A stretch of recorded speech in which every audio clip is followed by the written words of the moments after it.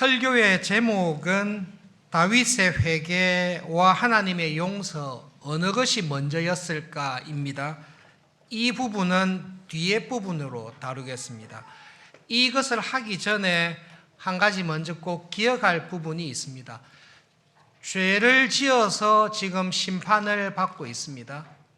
다윗이 죄를 지었고 이스라엘 백성들이 죄를 지었습니다.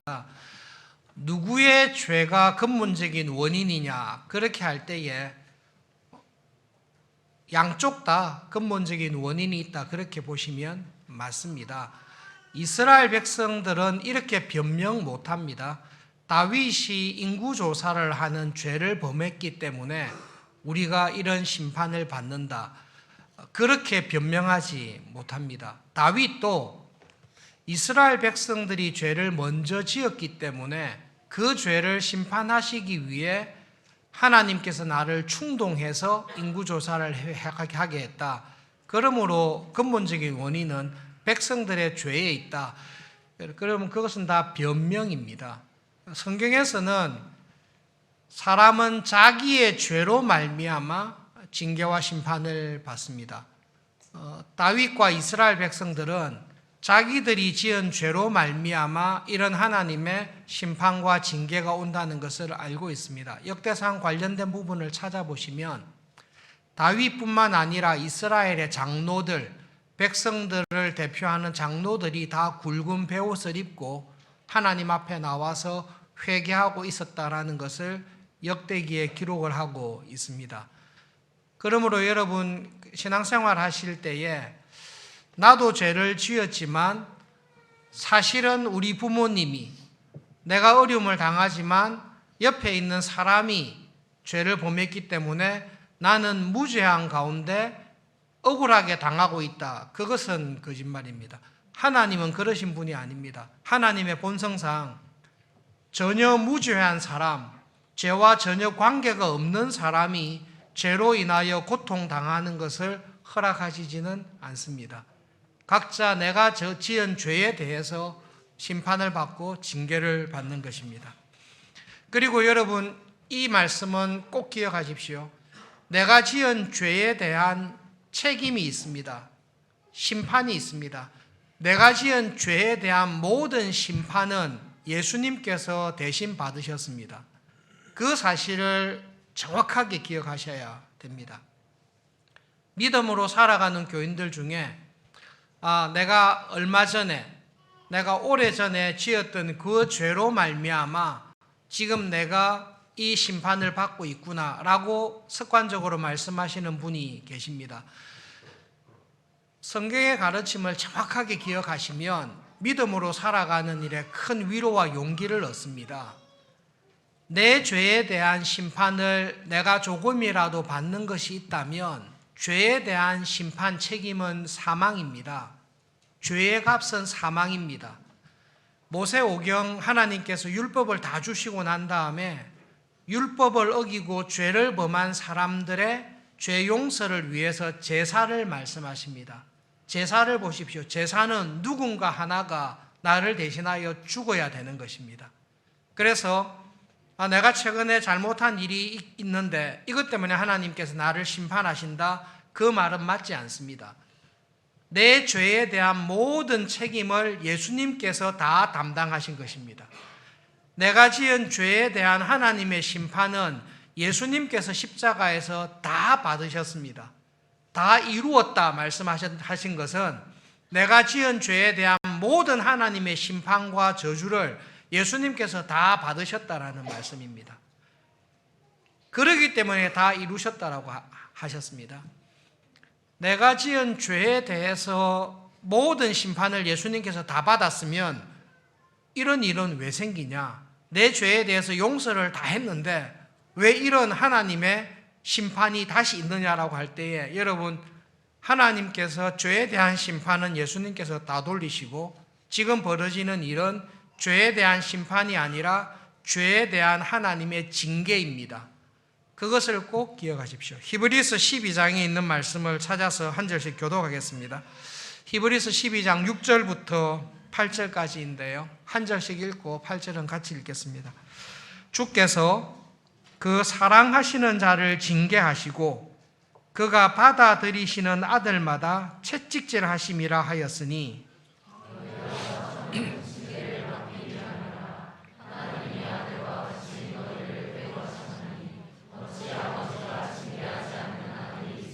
함께 읽겠습니다. 징계는 다 받는 것이거늘 너희에게 없으면 사생자요 친아들이 아니니라.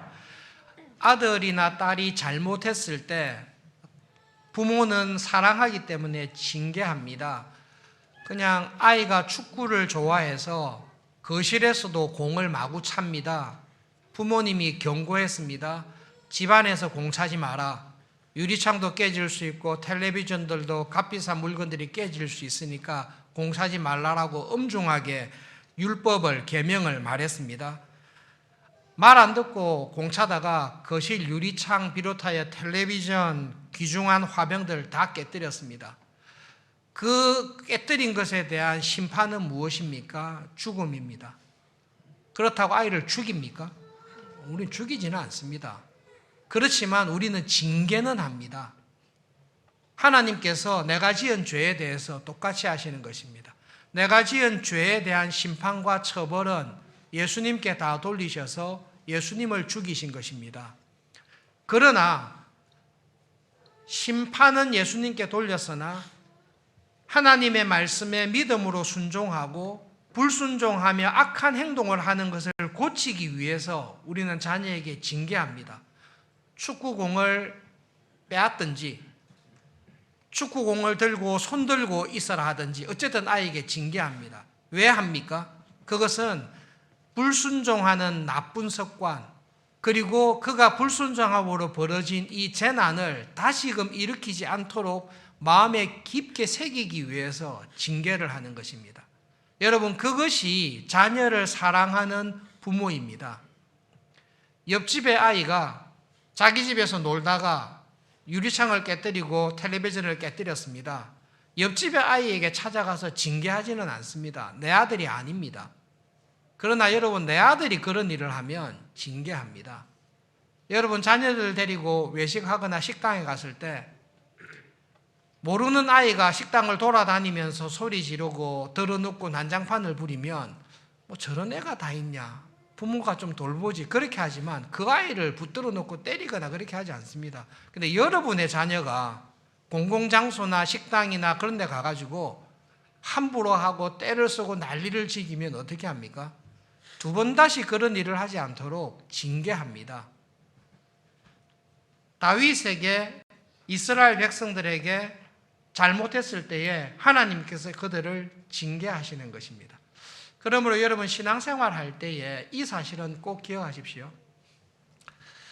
교회 출석을 잘 안 하시거나 믿음 생활을 잘 안 하는 교인들이 있어서 전화를 하거나 신방을 해서 어떻게 지내냐라고 이렇게 물어볼 때에, 걱정돼서 물어볼 때에 하나님을 항상 의식하면서 살아가는 교인이 있습니다.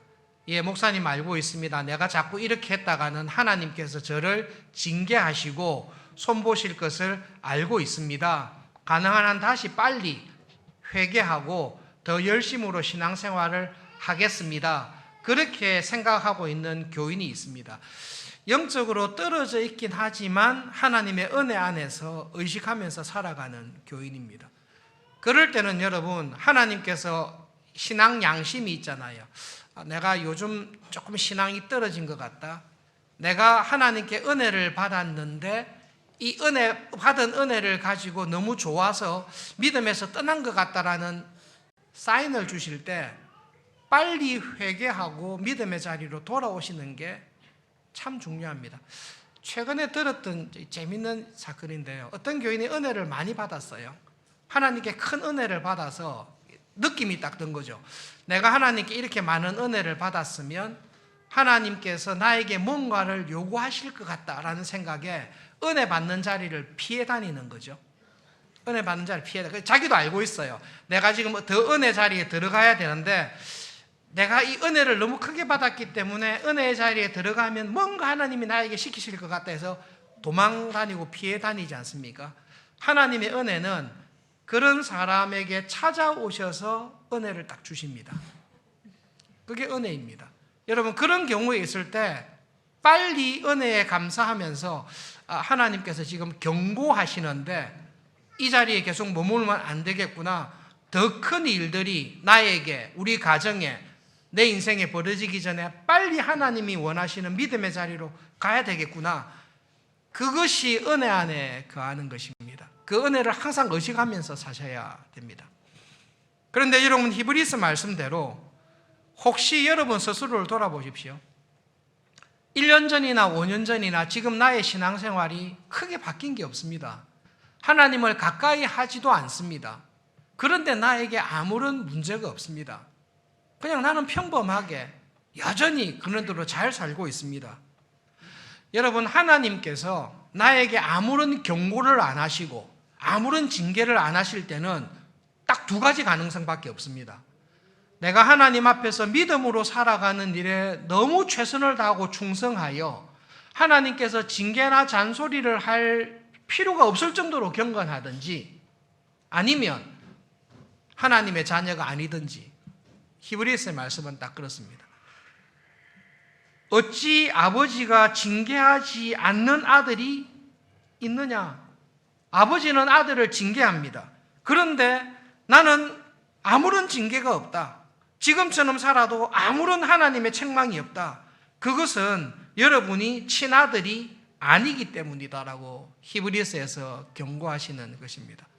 그러므로 여러분 하나님 앞에서 이 말씀을 들을 때에 우리 모두가 하나님 앞에서 우리를 돌아봐야 됩니다. 하나님께서 정말로 나를 사랑하시는가? 사랑하시면 하나님께서는 사랑의 잔소리를 많이 하십니다. 포도나무에 붙어있는 가지가 열매를 맺지 않습니까? 그러면 더 많은 열매를 맺게 하기 위해서 더 깨끗하게 하십니다. 포도나무에 있는 가지가 열매를 맺지 않습니다. 경고합니다. 그런데도 계속 열매를 맺지 않습니다. 그 나무 가지는 포도나무에 붙어있는 가지가 아닙니다. 그냥 잘라서 그냥 태워버리는 것입니다. 그러므로 여러분 다윗의 사건들을 이렇게 보면서 다윗의 일생을 보십시오. 다윗의 일생의 특징이 이 눈으로 보시면 죄를 범할 때마다 하나님께서 들어오십니다. 믿음으로 살 때도 더 큰 은혜를 주십니다. 죄를 범할 때마다 하나님께서 다윗은 버려두지 않습니다.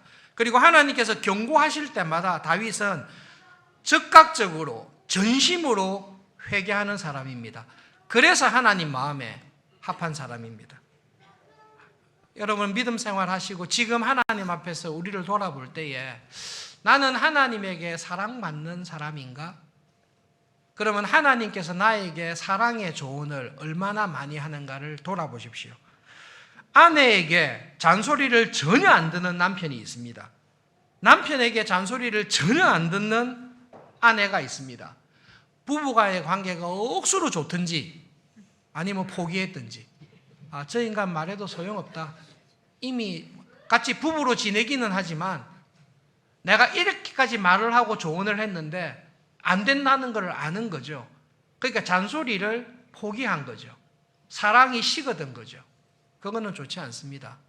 여러분 부부간에 사랑이 있고 관심이 있으면 뭐 하죠? 잔소리를 반드시 합니다. 그것이 하나님께서 우리에게 주신 은혜입니다.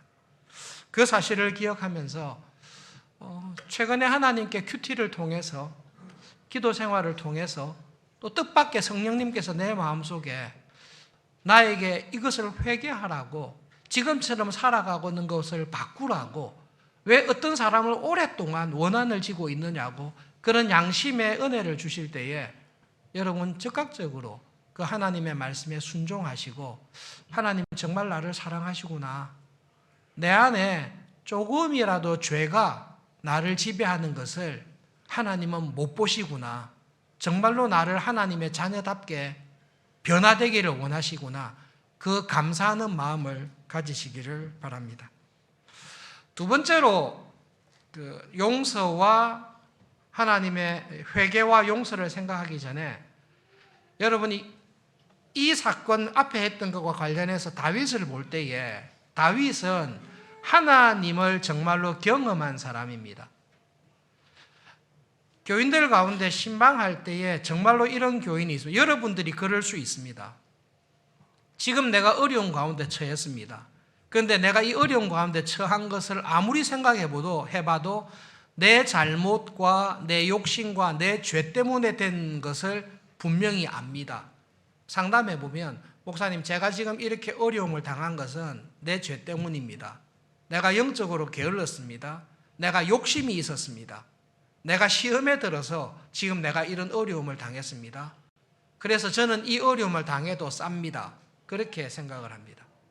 근데 그렇게 생각하는 교인들 중에 내 죄 때문에 내가 지은 잘못과 죄를 생각할 때에 나는 지금 이런 어려움을 당해도 싸다라고 생각해서 기도를 안 하는 교인이 있습니다. 왜냐하면 기도하기에는 염치가 없다는 거죠. 이거는 내가 감당해야 될 일이지 이거는 기도할 일은 아니다라고 염치를 생각하는 교인이 있습니다. 다윗은 그렇지 않습니다. 다윗은 믿음이 참 좋은 사람인데요. 여러분, 믿음이 좋은 사람은 하나님에 대한 믿음 그리고 내 자신에 대한 믿음이 분명한 사람입니다. 다윗은 하나님에 대한 믿음이 참 좋은데 하나님께서는 죄인에게 회개하는 죄인에게 은혜를 베푸시는 분이라는 믿음이 다윗에게 딱 있습니다.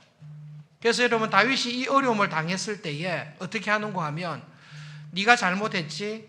이 죄가 크기 때문에 이 죄에 대해서 내가 징계하겠다라고 할 때에 다윗이 이렇게 이야기합니다. 하나님, 징계하십시오. 그런데 징계하더라도 저는 하나님의 손에 빠지기를 원합니다.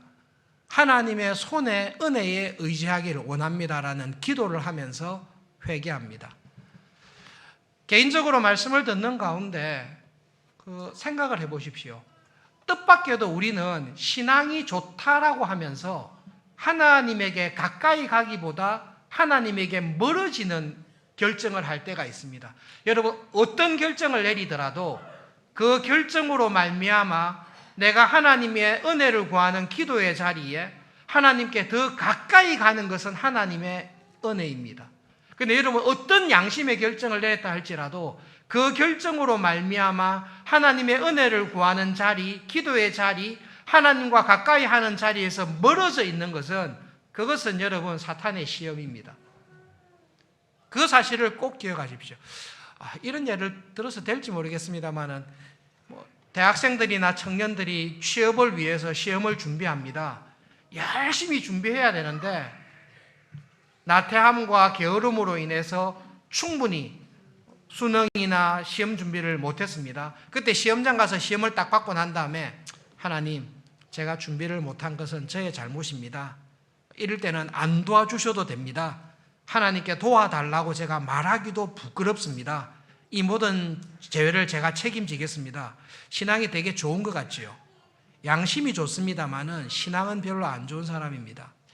하나님께서는 은혜 받을 만한 의인들에게만 복 주시는 분이 절대 아닙니다. 그때라도 기도하셔야 됩니다. 하나님, 제가 원래 부족한 게 많은 사람입니다. 제가 원래 죄가 많은 사람입니다. 그리고 이번에 제가 잘못한 것이 눈에 보입니다. 그런데 하나님, 그게 저의 모습이고 이런 저의 모습을 익히 아시면서도 내가 하나님의 은혜를 구하고 죄를 회개하고 도움을 구할 때에 하나님은 은혜를 받을 자격이 없는 자에게 은혜를 베푸시는 은혜의 하나님이신 것을 믿습니다. 여러분, 은혜라는 말 자체가 그 말입니다. 은혜라는 말은 받을 자격이 있는 사람이 받는 것은 은혜가 아닙니다. 받을 자격이 없는 사람에게 주는데 받을 자격이 없기 때문에 받을 자격이 없는 것을 인정하고 하나님 앞에 죄인인 것을 회개하면서 은혜를 구할 때에 하나님께서 은혜를 주십니다. 그런 점에서 다윗은 우리에게 참 좋은 믿음의 모범을 보여주는 것입니다. 잘할 때도 하나님을 찾으시지만 내가 잘못하고 부족할 때에 하나님을 더 간절히 찾을 수 있기를 바랍니다. 오늘 해야 될 내용인데요. 다윗이 그 죄로 말미암아 징계를 받습니다. 징계를 통해서 하나님께 간절히 회개의 기도를 했습니다. 하나님께서 용서해 주셨습니다. 세 가지 가운데 다윗은 첫 번째 것, 사람의 손에 빠지는 것은 택하지 않았습니다. 성경을 자세히 보면 다윗이 기근을 택했는지 전염병을 택했는지 분명하지는 않습니다. 하나님께 맡긴 것 같고 하나님께서는 3일간의 전염병을 딱 선택해서 징계를 하십니다. 주석을 보고 학자들을 가만히 봤는데요. 여러분 3일간의 전염병을 통해서 징계하시는데 실제로 며칠간 하신 것 같습니까? 거두절미하고 여러 주석들을 봤는데 만약에 오전부터 하나님께서 그날부터 징계를 시작했다고 하면 그날 아침부터 정해진 때까지인데 이 정해진 때가 길게 잡아도 첫째 날 저녁 제사를 드릴 때까지로 보입니다. 어떤 사람들은 첫째 날 아침부터 천사가 나와서 치기 시작해서 오전 중에 마쳤다라고도 보기도 하고 길게 보는 사람은 첫째 날 하나님의 천사를 보내서 전염병으로 치기 시작하는데 7만 명의 사람이 급속도로 죽었는데 하나님께서 멈춰라고 하신 때가 저녁 제사 드릴 그때 오후 3시나 5시 그때 하나님께서 멈추라라고 말씀하신 것으로 보입니다. 하나님의 징계는 지은 죄에 비례합니다. 그렇기 때문에 하나님께서 이렇게 큰 징계를 하신 것은 그 정도로 죄가 컸다는 거죠. 그리고 하나님께서 약속하신 3일에 3분의 1도 안 지났습니다. 그리고 더 중요한 것은 다윗과 장로들이 하나님 앞에 나와서 죄를 쓰고 베옷을 입고 하나님 앞에 회개한다고 기도하기 전으로 보입니다. 하나님께서는 다윗과 장로들이 와서 회개할 때 회개의 기도를 보시고 진노를 멈추신 게 아니라 하나님의 진노 가운데 심판이 진행되었을 때에 죄 가운데 고통스럽게 죽어가는 하나님의 백성들을 보시고 하나님의 마음에 변화가 생기고 감동이 생겨서 천사에게 멈추라라고 말씀한 것입니다. 하나님께서 멈추지 않고 하루 동안 하도록 했으면 예루살렘에서도 살아남았을 사람들이 많지 않았을 것입니다. 여러분 하나님에 대해서 생각하실 때에 이 사실을 꼭 기억하십시오. 우리가 하나님의 마음을 다 알 수 없습니다. 그러나 여러분 우리가 알 수 있는 분명한 것이 있습니다. 내가 이렇게 하겠다. 하나님께서 작정하셨습니다. 그런데 하나님께서는 작정하신 것이 있다 할지라도 우리를 불쌍히 여기셔서 하나님께서 스스로 마음을 바꾸시는 분이십니다. 그리고 하나님께서는 내가 이렇게 하겠다라고 작정하고 선포하셨지만 그 하나님의 말씀을 듣고 하나님 앞에 나가서 벽을 마주하고 하나님, 제가 부족하지만 믿음으로 살려고 한 것이 있지 않습니까? 하나님의 뜻을 바꾸어 주십시오.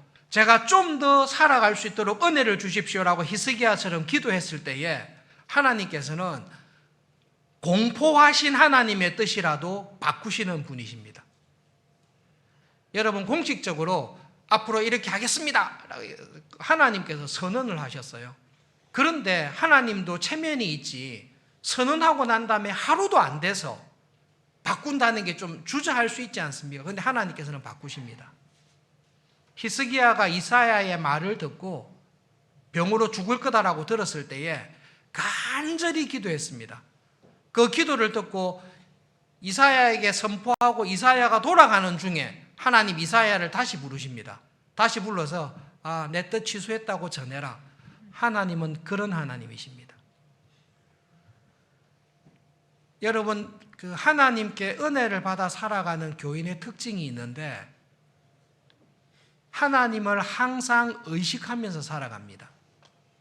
하나님을 항상 의식하면서 살아가기 때문에 말씀을 가까이 하고 기도에 힘쓰고 하나님의 말씀을 묵상하는 것입니다. 여러분 말씀과 기도와 경건 생활이 왜 중요한가 하면 이것을 통해서 하나님을 항상 의식할 수 있는 그 은혜의 자리에 딱 들어가기 때문에 그렇습니다. 우리는 연약하기 때문에 말씀에서 귀를 닫거나 기도의 자리에서 멀리하거나 하면 하나님을 본능적으로 의식하는 것이 떨어지게 되어 있습니다. 하나님의 말씀에 귀를 기울이고 기도의 자리에 들어가고 믿음으로 살려고 애쓸 때에 하나님이 항상 나와 함께 하시고 성령님께서 내 안에 충만히 거하십니다. 성령님이 충만하게 거하면 어떤 일이 생기는지 아십니까? 2000년 교회의 역사를 통해서 성령님께서 충만하게 임재하시면 부흥의 역사가 항상 일어납니다. 리바이블이죠. 부흥은 죽었던 사람이 살아나는 게 아니라 살아있던 사람, 생명을 얻었던 사람이 새로운 생명이 더 힘있게 얻게 되는 것입니다. 교회에 부흥이 올 때는 지금 우리가 신앙생활하고 있던 이 모습과 비교할 수 없을 정도로 하나님에 대한 믿음과 사랑이 커집니다. 모든 부흥운동을 보십시오. 부흥운동을 통해서 받았던 은혜를 자세히 살펴보시면 모든 부흥운동은 회개운동입니다. 신기하지 않습니까? 모든 부흥운동은 성령님의 은혜가 가장 충만하게 임했던 부흥운동의 핵심을 들여다보시면 내 안에 품고 있었던 죄, 영적으로 게으르고 나태했던 죄, 하나님을 열심히 사랑하지 않고 습관적으로 살았던 죄, 숨겨놔왔던 죄, 그 죄에 대해서 양심의 가책을 받고 그 죄를 진심으로 애통해하고 그 죄를 용서하기 위해서 하나님의 은혜를 구하고 하나님의 은혜 안에서 옛사람의 습관이 사라지고 하나님의 자녀답게 변화되는 게 부흥입니다. 그러므로 여러분, 예수님께서 하신 그 말씀이 정말로 진리입니다. 하나님의 나라가 왔습니다. 이 하나님의 나라에 들어가는 것은 회개의 문을 통해서 들어갑니다. 하나님의 나라가 구원의 은혜가 내 안에서 깊게 되는 것은, 내 안에 성령님이 충만한 것은, 성령님이 오시자마자 내 안에 제일 먼저 하는 것은 성령님과 맞지 아니한 죄를 딱 보여주셔서 그 죄를 제거하시고 죄가 차지하고 있었던 자리에 하나님의 은혜와 성령님께서 딱 주장하시는 것입니다. 그러므로 여러분, 회개의 기쁨과 은혜를 진심으로 사모하시고 기도하시기를 바랍니다. 우리는 언제 제일 기쁜가 하면 하나님께서 나와 함께 하셔서 내 안에 있었던 죄악된 습관들을 버리고 하나님의 자녀다운 경건한 사람으로 변화되어 갈 때에, 그때에 구원에 참 기쁨이 있습니다. 그것이 하나님께서 기뻐하시는 교회입니다. 그 말씀을 기억하면서 이번 한 주간 살아가실 때에 내 죄로 인하여 지금 어렵고 힘들게 되었다라고 할 때에 어떻게 하시면 되죠? 하나님은 죄인을 불쌍히 여기시고 회개하는 죄인에게 은혜를 베푸시는 하나님이신 것을 믿습니다. 담대하게 하나님 앞에 나가십시오. 성령님께서 나에게 충만하게 임하셔서 내가 당연하게 생각하고 있는, 실제로는 죄임에도 불구하고 당연하게 생각되어 있는 것들을 깨닫게 해주셔서 죄를 이기고 성령님이 충만한 가운데 살아갈 수 있는 하루하루가 되게 해주십시오. 그 마음의 소원을 가지고 5월 한 달 시작할 수 있으면 참 좋겠습니다. 말씀을 기억하면서 두 가지 그 기도 제목을 가지고 기도하겠습니다.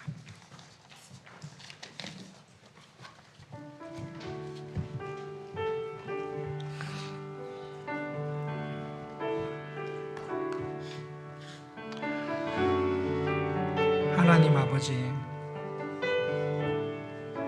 하나님의 말씀을 들을 때에 저희들에게 지식이 아니라 살아계신 하나님을 믿는 믿음이 자라게 해주십시오.